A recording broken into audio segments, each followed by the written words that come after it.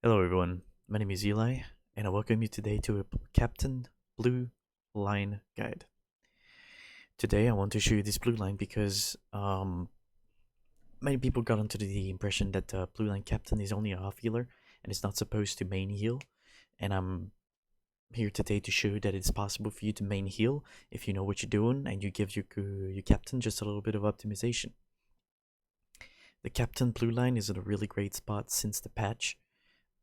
So I'm gonna go through legacies I'm using, gears and virtues and whatnot, the traits and the rotations. You have to also to keep in mind that I'm 75, so I'm playing on the legendary servers, and it might change a little bit for the live servers, especially in terms of imbued legacies. So I will not go too much into depth on that, but let's get down to it. For the gear, I'm gonna just clear that one up because it's the easiest one. You'll be looking at capping tactical mastery if possible, but you want to have your physical mastery high, so you want to do a little bit of DPS, but don't go overboard with physical mastery. You want to have finesse to be high so that the enemy doesn't evade parry block you, so it's gonna block your inspire and it's gonna block your valiant strike, which are two skills really important for your healing rotation. Incoming healing would just help you going through and pacing in the fights. Avoidance, it's nice to have, but it's not important. Finally, tactical mitigation, probably one of the most important physical. You're going to cap this. That is almost 100% certain. Tactical mitigation, you probably will not cap it. So you want to cap this as best you can. So I'm probably looking around 56% with the scrolls. So I still need to work on that. I will not go into specific gear, especially not 75, since we're going to change gear too much. For example, like this cloak, which you get in Pits Tier 2, it's really good, but nothing is really mandatory per se. But one thing that I would like you to look through is the green banner. I think it's better than the red and the blue for a blue line captain, since the green gives you just more health, and health is really important to keep yourself alive and heal yourself for more. For the legacies, on the sword, the only thing that is really mandatory is the captain area of effect healing. The rest is up to you. Whatever would you like to do a little bit more of DPS? I'd like to go for make haste duration, since if you want to use it, I mean it's 45 seconds instead of 20. It's great, but it's like the first sword legacies are not that great for blue line. So just look for things that you enjoy playing with. You want to do more DPS, you want to be a little bit more on the, well, most of the thing is DPS. So whichever skill you think will do more DPS for you, just go for it. And since I only capped this one, I focus more on the emblem. So mine is really not optimized right now. In terms of relics, I would go for the highest morale on the setting of morale. Go for the highest vitality. As you can see, I've got agility. I would change that. And the unusual rune of defense, sorry. I would probably change that to a Great River rune of power. This one, my emblem is how I want it to look. So you need the morale setting, you need the Agat Gem of Endurance, the Great River Rune of Power, and finally a Wasteful Device of Vitality. With this in mind, we go for the legacies. The most important legacy that you got, which may be counterintuitive, first is Healing Critical Magnitude, for sure. Okay? Healing Critical Magnitude would just give all your crits higher healing. Thing is, you put so many heals and so many hearts and so many things that's going on to the battlefield that it is bound to crit, and these little crits will surely boost your HPS you're going to give to the entirety of the group. Melee skill healing is more important than vocal. Let me tell you why.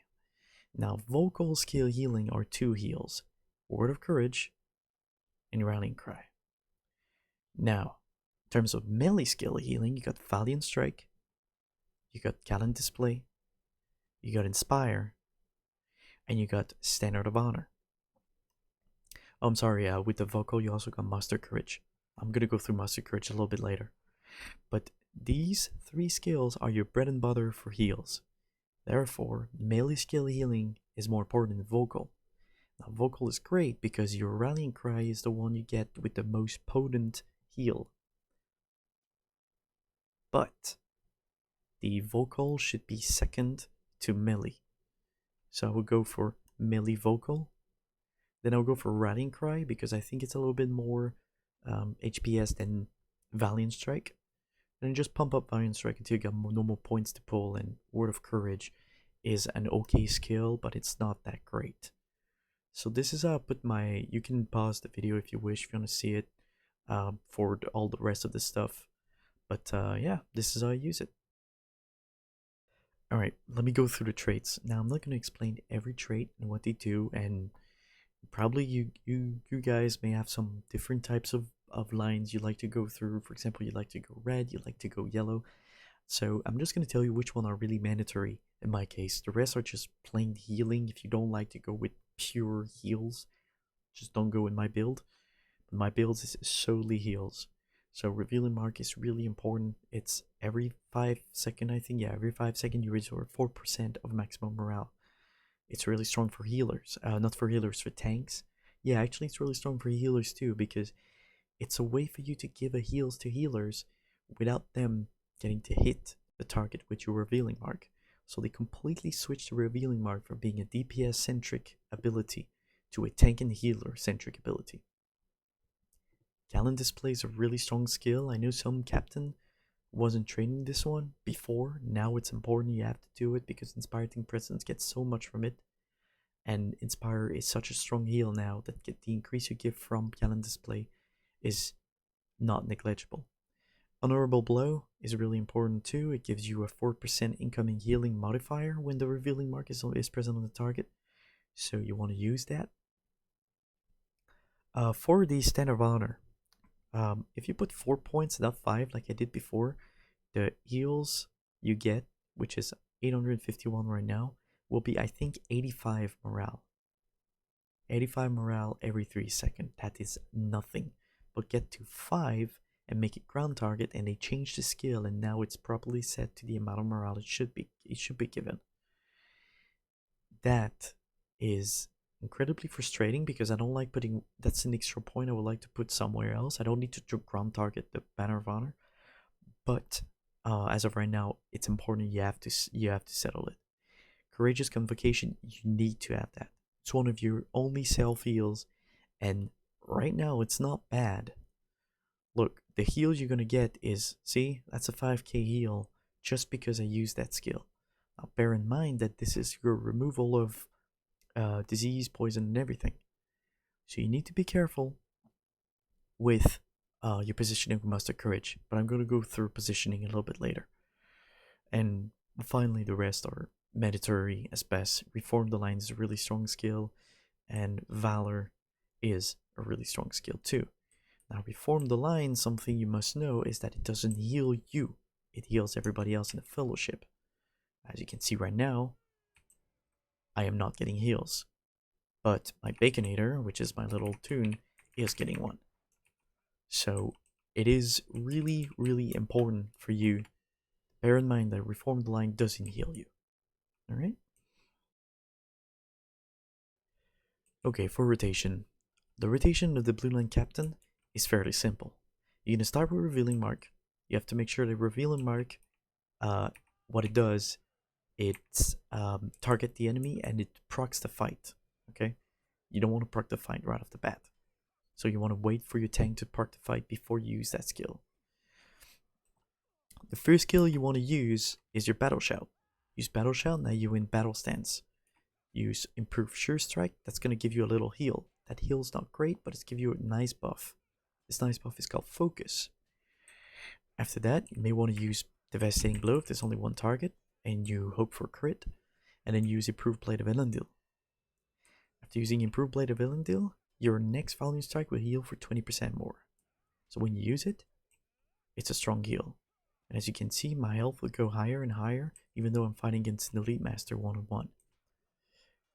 Talent Display will give you a strong heal too. Now as you can see when I'm critting, these heals are pretty great. And I'm not using any skill to buff up my morale thing.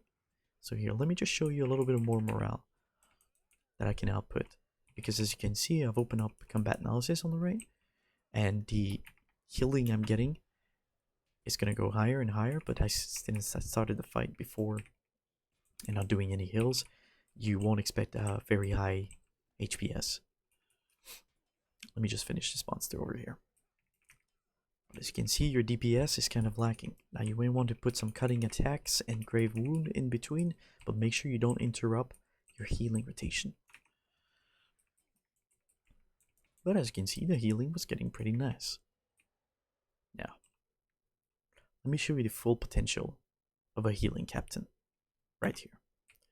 So you want to use 2 arms, you want to use Songbrother Call, then this one, Battle Shout, Sure Strike, Devastating Blow, Play the Villain Deal, Valiant Strike, and then let's go for healing. Oops, I'm disarmed. Let's use that and that.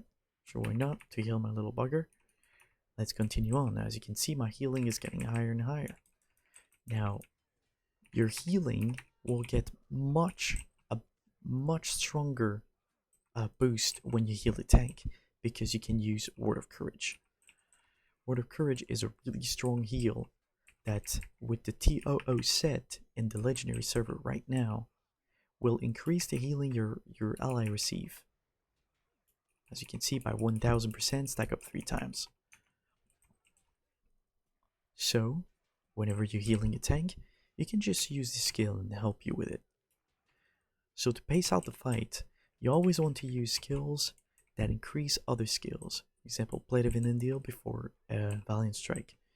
2 arms before any other skills. You always want to use 2 arms. 2 arms is a strong buff, but it's not a live or dead buff. One of the live or dead buff is Reform the Line, and a potent Rallying Cry like I miss right now, which is not great. So here, we need to switch target because my target's gonna die, but as you can see, I'm not losing any health, even though I'm fighting on-level mob, elite masters, and elite on me. So that's one of the great things about the Blue Line Captain. Now, I don't expect you to solo stuff like the Burglar. That's gonna take you a long while. But you can do some really, really fun stuff. And also you can keep your fellowship alive. That is the most important thing you have to do. Fellowship is your bread and butter. But what you can do right now is, as you can see this healing, if I click on it, oops, sorry, that's not what I wanted to do, but this healing is almost 50-50 between me and my shield brother, which is Baconator right now. And this healing will just stack up additively with the numbers of allies you have in your group.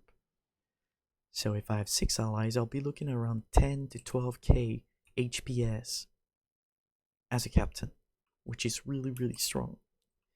Now your single target heals are lacking. The only one you got is Word of Courage, and as you can see, it's not a great one. But when it crits for a nice amount. As you can see right now, Baconator was crit for 1.3k, and it's about 1.3 to 1.6k every 3 seconds when it crits. But now you have to stack all this up with the healing you're gonna give him with everybody else. And this healing is increased by 2 arms, and it's increased by Songbrother Calls, it's increased by Valiant Strike incoming healing buff, and the Sure Strike incoming healing buff again. So all these skills will make it really enjoyable for your tank, and you're gonna help pace out fights, especially in raids where monster hit everybody in the room. Maybe just to tell you a few last tricks is to keep yourself alive. Blue line is the one that probably you can keep yourself alive more than red line, and you got 2 skills for that.